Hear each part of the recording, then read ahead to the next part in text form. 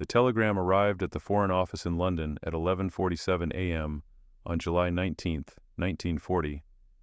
A junior clerk named Margaret Whitworth carried it up 3 flights of stairs in a manila envelope marked Urgent Reichstag Address Transcript.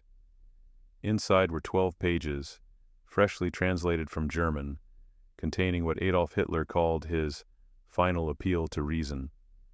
By the time Winston Churchill read the last line that evening, Britain had exactly 23 days before the Luftwaffe would attempt to destroy the Royal Air Force in the opening moves of what would become the Battle of Britain. Hitler's speech to the Reichstag that morning had been carefully choreographed. After 6 weeks of silence following France's surrender on June 22nd, the Führer stood before the German parliament and offered Great Britain what he termed a last chance for peace. The offer was not born from weakness. Nazi Germany controlled everything from the Arctic Circle to the Pyrenees.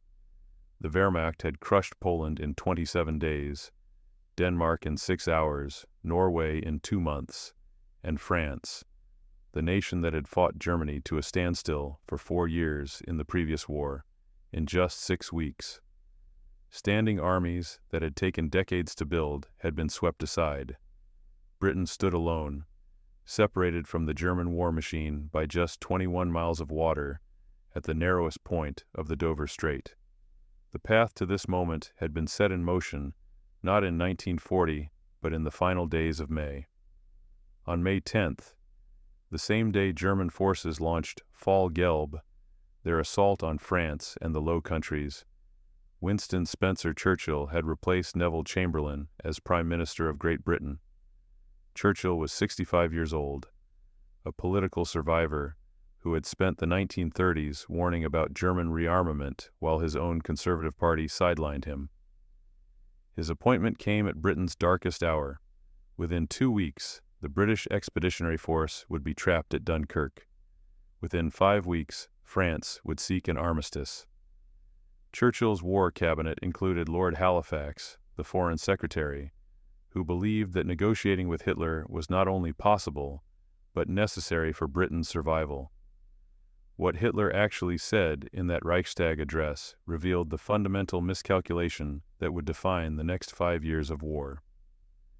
Speaking for nearly 2 hours, Hitler began by cataloging his grievances against Britain, dating back to the Treaty of Versailles. He praised his military commanders, awarding field marshal batons to 12 generals, including Wilhelm Keitel, chief of the High Command of the Wehrmacht, and Hermann Göring, commander of the Luftwaffe, whom he elevated to the unique rank of Reichsmarschall. Then, in the speech's crucial passage, Hitler made what German state radio would later call the Magnanimous offer.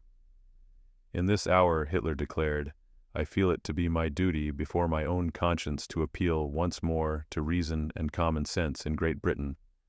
I consider myself in a position to make this appeal, since I am not the vanquished begging favors, but the victor speaking in the name of reason. I can see no reason why this war must go on. The transcript notes that the Reichstag erupted in sustained applause, lasting 43 seconds. Hitler continued, I am grieved at the thought of the sacrifices that will be demanded. I should like to avert them, also for my own people.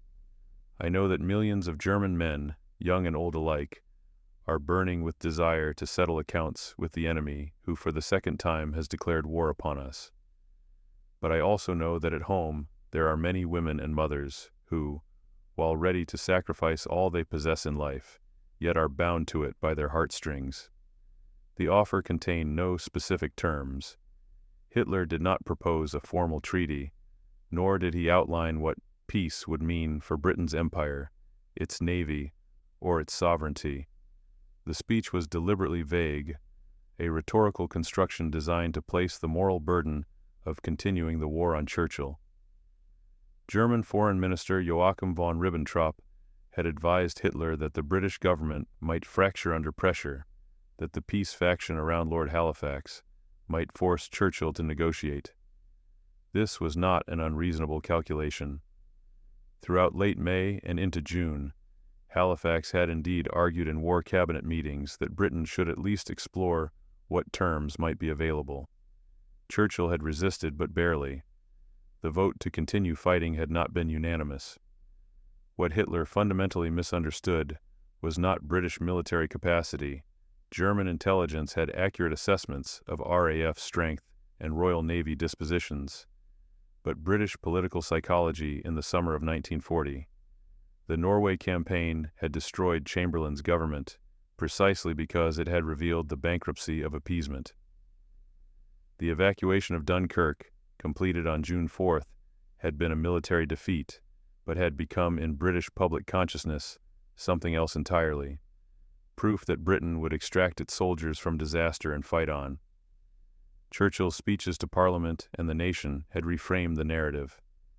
His June 4th speech, ending with the words, "We shall never surrender," had been broadcast repeatedly. His June 18th speech, warning that the Battle of France is over, the Battle of Britain is about to begin, had prepared the country psychologically for invasion. The British response came not from Churchill directly, but from Halifax, in a calculated diplomatic maneuver. On July 22nd, 3 days after Hitler's speech, Halifax delivered a BBC radio broadcast that lasted 7 minutes and 43 seconds. His tone was clipped, formal, and devastating. "We shall not stop fighting," Halifax announced, "until freedom is secure." He did not address Hitler's specific proposals because, he noted acidly, there had been no proposals, only summonses to capitulate to his will. The speech was short, but its brevity was the point. Hitler's 2-hour Reichstag performance merited less than 8 minutes of response. Churchill's private reaction, recorded by John Colville, his private secretary, was more colorful. According to Colville's diary entry from July 22nd, Churchill read the transcript of Hitler's speech while soaking in his bathtub at Chequers, the Prime Minister's country residence. When he finished, Colville wrote, he tossed the pages onto the bathroom floor and said, "The German Führer seems to think he can frighten us by threats. He should have learned by now that British people do not respond to that sort of thing." Churchill then dictated a note to Halifax, approving the Foreign Secretary's planned response, but suggesting one addition. Any peace that left Nazi Germany dominant in Europe was no peace at all. Hitler's reaction to Britain's rejection transformed the strategic situation completely. On July the 16th, 3 days before his Reichstag speech, Hitler had issued Führer Directive No. 16, the order to begin planning for Operation Seelöwe, Sea Lion, the invasion of Britain. The directive had been conditional, stating that invasion would proceed only if Britain did not come to terms. Hitler had expected his appeal to reason to fracture the British government. When Halifax rejection came on July 22nd, Hitler's response revealed the depth of his miscalculation. On July 31st, Hitler summoned his military commanders to the Berghof, his residence in the Bavarian Alps. The meeting included Grand Admiral Erich Raeder, commander of the Kriegsmarine, Field Marshal Walter von Brauchitsch, commander-in-chief of the German Army, and General Franz Halder, chief of the Army General Staff. According to Halder's diary, which survived the war and was used extensively in the Nuremberg trials, Hitler opened the meeting with a question: "What is England's hope?" He answered his own question: "England's hope is Russia and America. If that hope is destroyed, she will be forced to give in." This was the moment when the entire trajectory of the Second World War pivoted. Hitler told his commanders that an invasion of Britain would be, in Halder's words, a very hazardous undertaking. The Kriegsmarine had been severely damaged in the Norway campaign, losing 3 cruisers and 10 destroyers. The Royal Navy remained vastly superior, with 43 destroyers operational in home waters compared to Germany's 6. Raeder estimated that assembling enough transport barges would take months, and that air superiority would need to be absolute, not merely achieved, but maintained indefinitely. Hitler agreed. Then he changed the subject to Russia. Decision.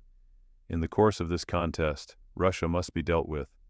Halder recorded Hitler saying, Spring 1941. The date of this meeting was July 31st, 1940. Britain's rejection of peace terms had convinced Hitler not to redouble his efforts against Britain, but to turn east. His reasoning, as captured in Halder's notes, was strategic but fundamentally flawed. Hitler believed that Britain continued fighting only because it hoped for Soviet or American intervention. By destroying the Soviet Union, he would eliminate Britain's last potential ally on the European continent and force Churchill to negotiate. It was a catastrophic misreading of both British determination and the strategic situation. Meanwhile, over Britain, the Luftwaffe was discovering that Hitler's appeal to reason would be answered not with diplomacy, but with 8-gun fighters and radar stations. On August 31, 1940, Hitler issued Führer Directive No. 17, ordering the Luftwaffe to overpower the English Air Force with all the forces at its command in the shortest possible time. Reichsmarschall Hermann Göring, commanding Luftflotte 2, Luftflotte 3, and Luftflotte 5, air fleets totaling approximately 2,800 aircraft, began what German planners called Adlerangriff, Eagle Attack. The date selected for the main assault was August 13th, a date the Luftwaffe dubbed Adlertag, Eagle Day. What followed was not the swift annihilation Hitler and Göring had anticipated. The Royal Air Force, under Air Chief Marshal Hugh Dowding, commander of RAF Fighter Command, fielded roughly 700 serviceable fighters at the start of August, primarily Hawker Hurricanes and Supermarine Spitfires. Dowding's system of coordinated radar stations, observer posts, and sector airfields had been developed throughout the late 1930s, and it functioned as a force multiplier. German bomber formations crossing the Channel were detected, tracked, and intercepted with a precision that stunned Luftwaffe crews. On August 15th, the Luftwaffe flew 1,786 sorties, the highest single-day total of the battle. RAF Fighter Command flew 974 sorties in response. German losses that day were 75 aircraft destroyed or damaged beyond repair. RAF losses were 34 aircraft, but more critically, many RAF pilots were recovered alive after bailing out over England. Throughout August and into September, the Luftwaffe shifted tactics repeatedly. Göring first targeted coastal radar stations, then switched to attacking RAF airfields. Then, on September 7th, in response to an RAF bombing raid on Berlin ordered by Churchill in retaliation for German bombs falling on London, shifted to bombing British cities. This last decision, to begin the Blitz, was the strategic error that ended any possibility of German air superiority. By attacking London instead of RAF infrastructure, the Luftwaffe gave Fighter Command time to recover, repair airfields, and rebuild squadrons. Hitler's speeches during this period grew increasingly vitriolic. On September 4th, speaking at the Berlin Sportpalast, Hitler warned that if British bombers continued attacking German cities, we will raze their cities to the ground. The crowd's response was recorded by William Führer, an American journalist in Berlin. No wonder, Führer wrote in his diary, that all the Germans I've talked to in the last few days think that Hitler will soon attempt the invasion of Britain. But Hitler's rhetoric masked growing doubt. On September 14th, he postponed the planned invasion date from September 15th to September 17th. On September 17th, he postponed it again, indefinitely.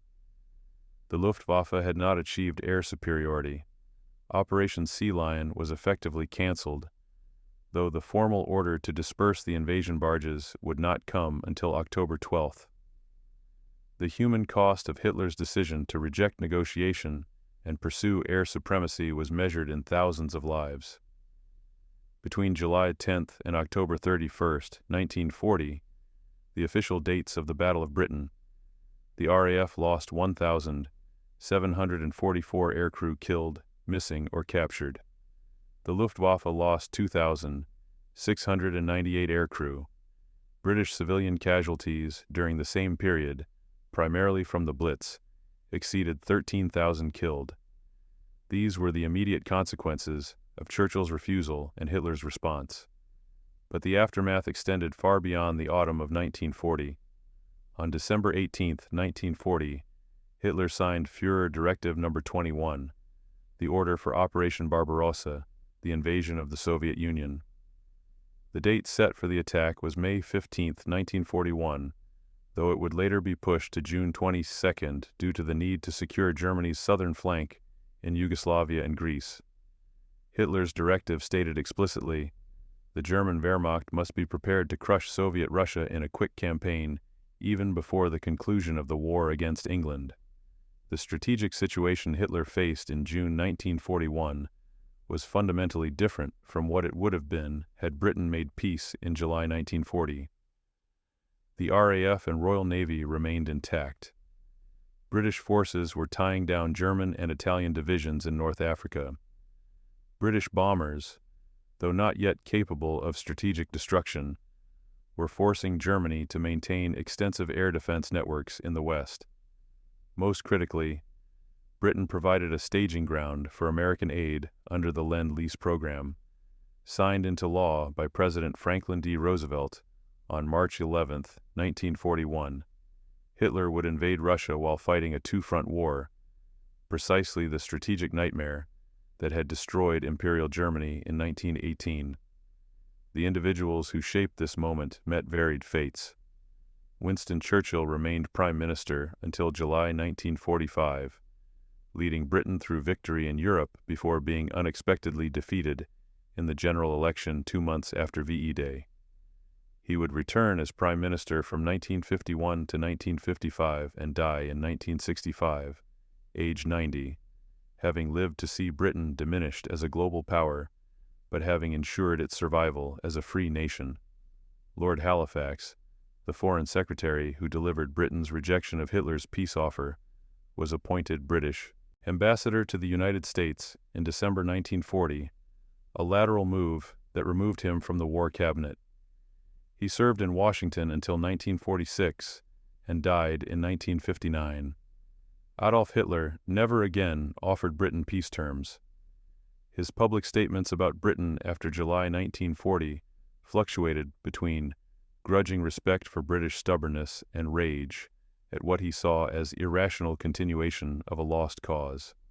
In his Table Talk, a collection of informal conversations recorded by his adjutants, Hitler repeatedly returned to the theme of British intransigence. On January 27, 1942, he said, "Churchill is the most bloodthirsty or amateurish strategist in history. He wages war not in order to defend the British Empire, but to save his own skin." By then, the Soviet Union had held at Moscow, and the United States had entered the war. Hitler's opportunity to isolate Britain had been lost 18 months earlier. The telegram that arrived in London on July 19, 1940, represented Hitler's last moment when strategic flexibility was possible. Every decision afterward, to bomb London instead of RAF bases, to invade Russia before defeating Britain, to declare war on the United States 4 days after Pearl Harbor, flowed from the fundamental miscalculation embedded in that Reichstag speech. Hitler believed that Britain's resistance was irrational, a product of Churchill's personal stubbornness, rather than a reflection of national character.